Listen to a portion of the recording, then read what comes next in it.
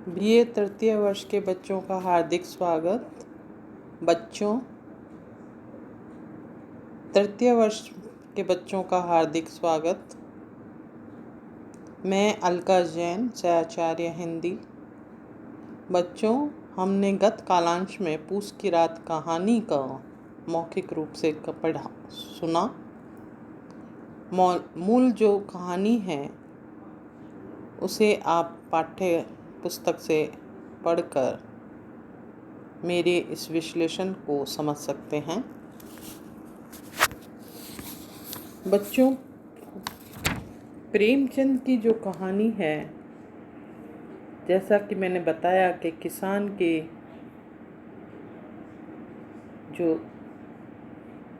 वेदना से युक्त उनका जीवन है, कर्ज से दबा हुआ वह किसान जो सभी का पेट भरता है, उसके दर्द की कहानी है।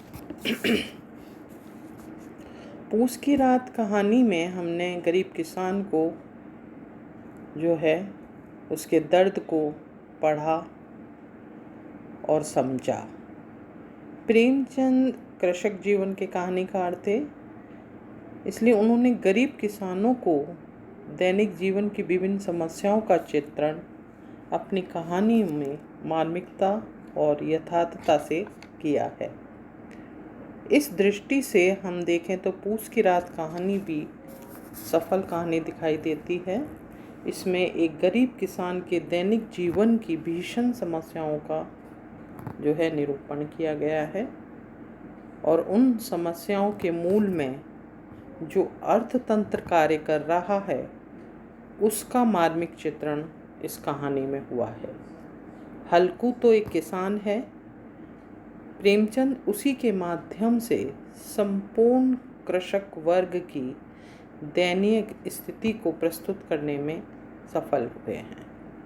किसानों का शोषण किस प्रकार होता है और वे कितने कष्ट उठाते हैं, उसका यथार्थ रूप पूस की रात कहानी की मूल संवेदना में प्रस्तुत हुआ है। पूस की रात की ठंड से मुक्ति पाने के लिए हल्कू ने कड़ी मेहनत करके जो रुपए इकट्ठे किए थे उन्हें वह साहूकार को दे देता है। यह स्थिति शोषक और शोषित के स्वरूप को प्रकट कर देती है। प्रेमचंद मानो इस कहानी के द्वारा यह व्यक्त करना चाहते हैं कि हमेशा से शोषण का जो चक्र है वो चलता रहा है। गरीब किसान मजदूर लोग इस चक्र में पिसते रहे हैं। कहानी में यही व्यंजना छिपी हुई है। हल्कू जैसे किसान को अपनी वर्तमान व्यवस्था में कष्ट अधिक मिलते हैं।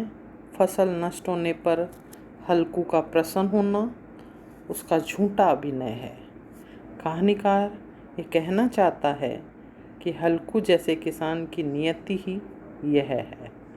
कहानी के माध्यम से प्रेमचंद ने उन सभी सामाजिक कुरीतियों पर प्रहार किया है और अपना मंतव्य भी प्रकट किया है।